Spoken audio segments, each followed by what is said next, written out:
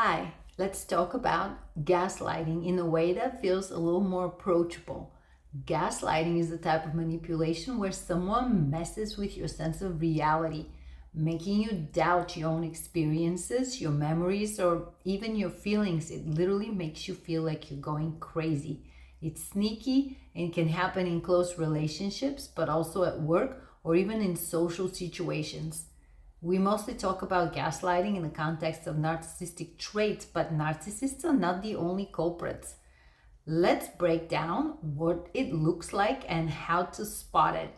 As a bonus, at the end, I'll give you suggestions about what to do if you find yourself in a situation with a gaslighter or if you're just suspecting that you are in one. There are 7 common gaslighting patterns I'll discuss today. First one is denying reality. Imagine you clearly remember a conversation and someone says, "That never happened. You must be imagining it." That's a classic gaslighting move. When someone denies reality, they reject your version of events, even if it's backed by facts or evidence. For example, you might say, "You told me you'd call, but you didn't." And the response could be something like, "I never said that." Or even worse, "Why would you make something like that up?" Over time, if this keeps happening, you might start thinking, "Wait, did I imagine it?"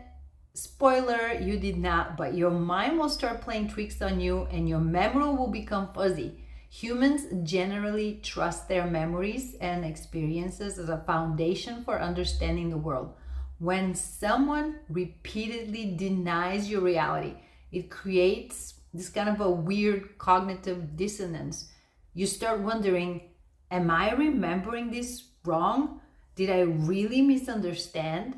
If the person is someone you care about or respect, it's even harder because you want to believe them. The gaslighter's goal isn't to debate the facts or resolve a misunderstanding. It's to create doubt and confusion.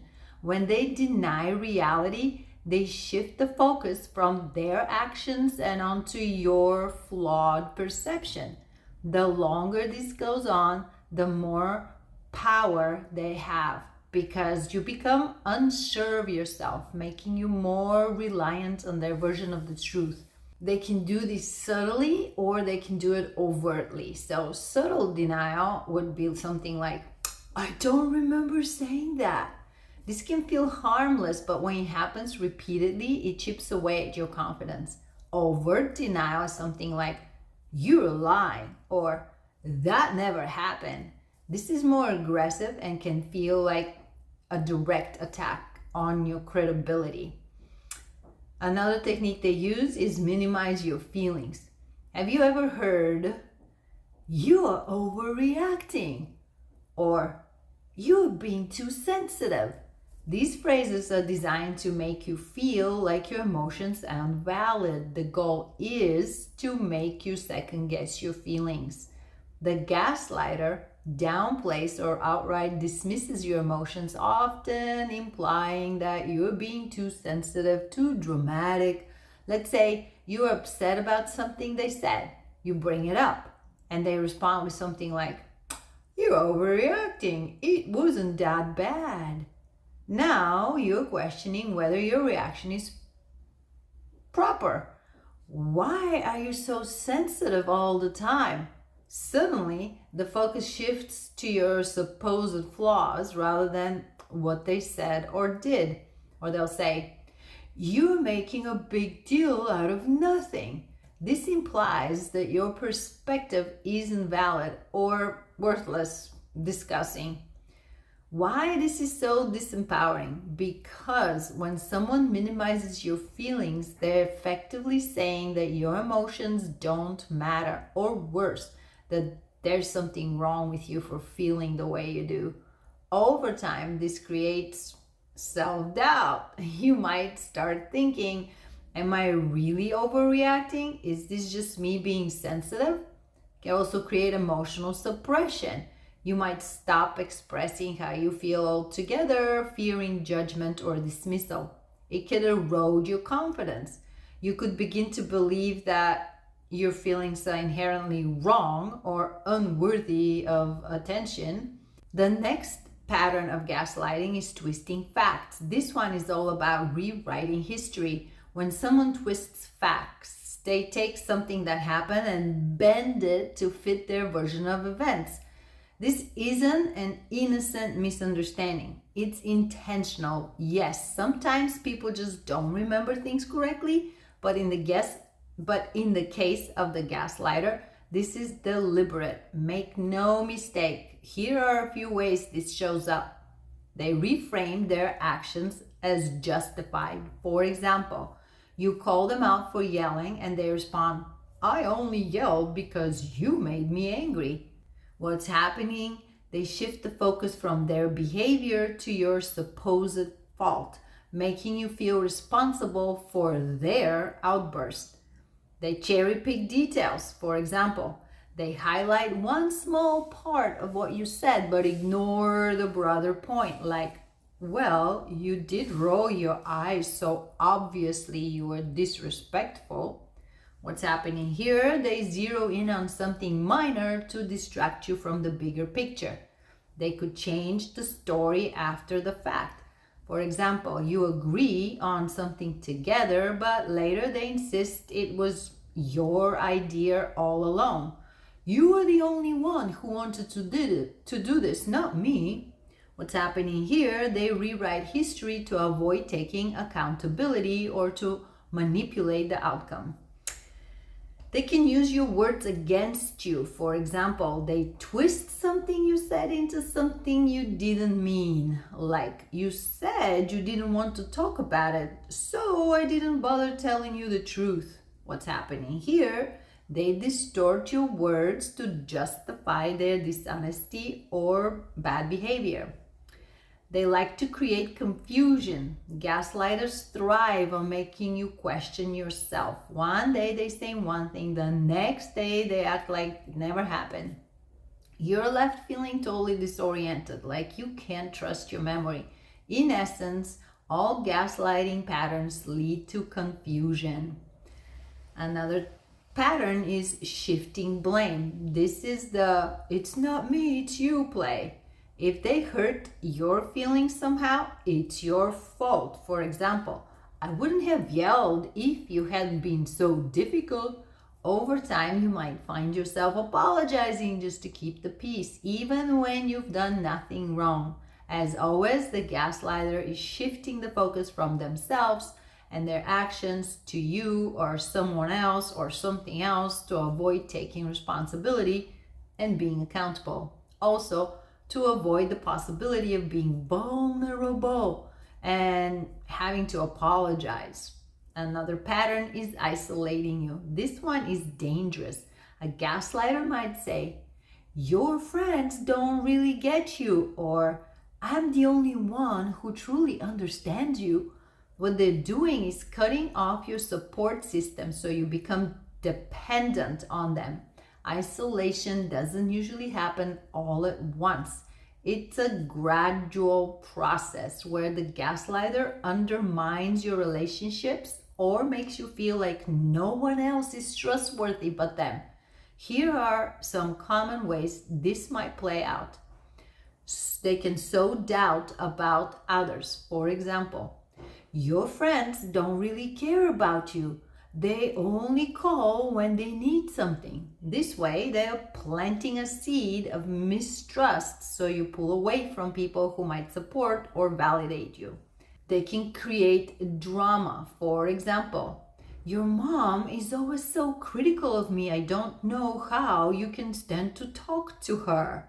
They're reframing your relationships as problematic to make you feel like keeping the peace means distancing yourself from your loved ones. They can monopolize your time. For example, "Do you really need to go out again? I thought we were spending time together tonight." They're subtly discouraging you from seeing others, making it hard to maintain those connections. They can be controlling the information. For example, they don't tell you about an event or an opportunity or a message from someone, keeping you in the dark about important relationships or resources. They're literally cutting off access to people or ideas that might challenge their narrative. Sometimes they play the victim. For example, I can't believe you take their side over mine, or they will suddenly need you. The gaslighter guilt trips you into prioritizing them over other relationships, isolating you through emotional manipulation. Sometimes they fake concern. Here's the kicker, they'll sometimes act like they're helping you. I'm just trying to protect you. Or they'll say, you're not thinking clearly right now, but their help isn't empowering. It's meant to keep you doubting yourself. This tactic often involves the gaslighter presenting themselves as the rational, caring, or only one who truly understands you. Their supposed help or advice is a guise to reinforce the idea that you're incapable, irrational, and in need of guidance. Here's some ways this might show up. So, undermining your confidence, like this. I just don't think you're ready for this responsibility. I'm saying this because I care about you. They frame their doubt as concern, making you question whether you can handle the situation on your own. Sometimes they overstep boundaries. Frequently, they do it. They'll say, I did X for you because I knew you'd mess it up if I didn't help you. They are taking control under the guise of helping you, while subtly implying you're incompetent. They will dismiss your emotions as overreaction. You're just stressed out. That's why you're upset. Let me handle this for you. What's happening here? They're invalidating your feelings by labeling them as irrational while positioning themselves as the solution. Sometimes they will deliberately create dependence. For example, you don't need to worry about this. I'll take care of everything for you. What's happening here? They limit your autonomy and independence by taking over, making you feel increasingly reliant on them. Sometimes they will subtly discredit you to others, whether you're present or not. Let's say you're not present. They'll say, I'm really worried about her. She's been so stressed lately. I've been trying to help, but it's so hard. Or if you are there, they will say something like, honey, don't say that in public. You're just embarrassing yourself. What's happening here is they present themselves as the selfless supporter while subtly painting you as unstable or unreliable to others. Okay, so how can you recognize gaslighting? If any of these feel familiar, you're not alone. Here's some ways to figure it out if you're really dealing with a gaslighter.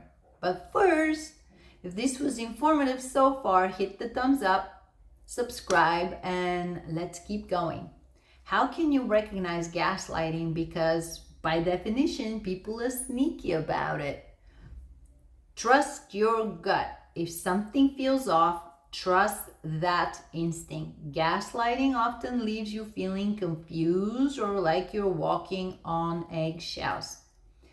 Keep track of patterns. Pay attention to whether this is a one-off or a pattern. Gaslighting usually happens over time. It's not just a single incident.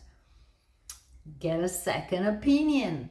Sometimes talking to trusted friends or family members or a therapist can be really helpful. Share what happened and see if it lines up with what they expect in a healthy interaction, or if the facts as you remember them line up with the way they remember them. If you start to suspect gaslighting, record interactions or journal so you have a record of what actually happened. This is not always easy because you don't know when and how a gaslighter will deploy one of these tricks. But if you keep a journal of what you did, said, and saw during the day or the evening together, eventually you'll start noticing the discrepancies. It's a lot of work, I know, but If it helps you figure things out, it's totally worth it. Along those lines, I actually suggest that you test the gaslighter. If you're suspecting that someone's gaslighting, you can test them. How do you test them? You set up a situation ahead of time and you observe their reaction. For example, you set up a date, a meeting, a dinner together, anything together. You write out ahead of time the day, the time, what you're going to tell them. And then you present it to them. They don't know you prepared all this script ahead of time. Then you watch how they react and they say, okay, yes, sure, let's do it, whatever. You record that as well. And then when the time comes, watch what happens and watch how they respond on that day at that time. Are they saying, I never said that, I didn't agree to this, or you didn't tell me about it? And when you start testing them, you have to do it more than once. One time is not a test. You have to establish the pattern. So you test them multiple times and then you'll figure it out. It becomes very obvious. Yes, that too is a lot of work. It's a prep ahead of time, but trust me, it's the only way you'll keep your brain sane. Check in with yourself. Have you gone from feeling confident to constantly doubting yourself as a result of interacting with this person on a regular basis while you've been associating with them? That's a big red flag. If you start thinking to yourself, what's happened to me? I used to be so on top of everything. Pay attention to that. If you start feeling majorly dependent on that person and at the same time always feeling like you're walking on eggshells, you're feeling small, you're probably being manipulated by a gaslighter. What about your boundaries? When you push back or say, hey, I don't appreciate that, how do they respond? A gaslighter might escalate, get defensive, or try to guilt trip you. A normal person will just apologize. They will respect your boundaries. Gaslighters will not. Finally, what to do if you suspect gaslighting? First, know that it's not your fault. It's about their need to control, not anything you've done wrong. Here are some steps to take. Write it down. Keep a record of conversations or incidents. This can help you feel grounded in reality. Then seek support, whether it's friends, family, or therapists. Having people in your corner is key. Gaslighting thrives on isolation, so don't do it alone. Educate yourself. The more you know about the gaslighting, the better you'll be at spotting it. Make sure you set really good boundaries and defend them. Be firm with them. And don't be afraid to enforce those boundaries, even if they escalate. To live with a gaslighter is extremely difficult, so leave if you can. If the gaslighter is your boss, maybe change your job. I understand those are not options for everyone for various reasons, but I strongly encourage you to try. Prioritize your safety. If this is happening in an abusive relationship, make a plan to protect yourself and bail. You deserve to feel safe. Do not remain in an abusive situation. No matter what, you must get out. Gaslighting is designed to chip away at your confidence and make you doubt yourself, but with awareness, support, boundaries, you can push back and reclaim your sense of reality. And remember, it's okay to reach out for help, whether it's from people you know or professionals. You are not imagining things and you're not overreacting. You're seeing something real and you deserve to trust yourself. Okay, that's all I have for today. Give me the thumbs up. Subscribe to this channel for more from me and I'll see you next time. Thank you for watching.